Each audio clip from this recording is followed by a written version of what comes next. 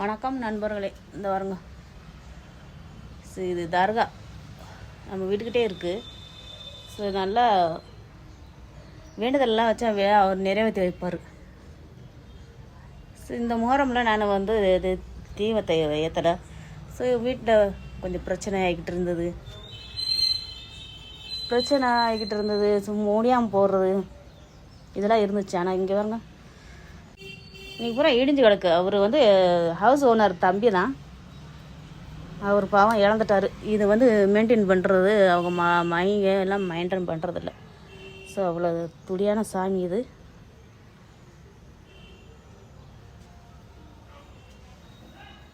இப்போ மெயின்டைன் பண்ணுறதில்ல, அதனால் இப்படி இடிஞ்சு கிடக்கணும். அப்படி இருக்கும் இந்த இடம்.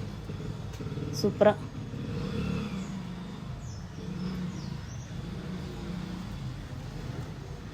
உட்காந்துருக்கு.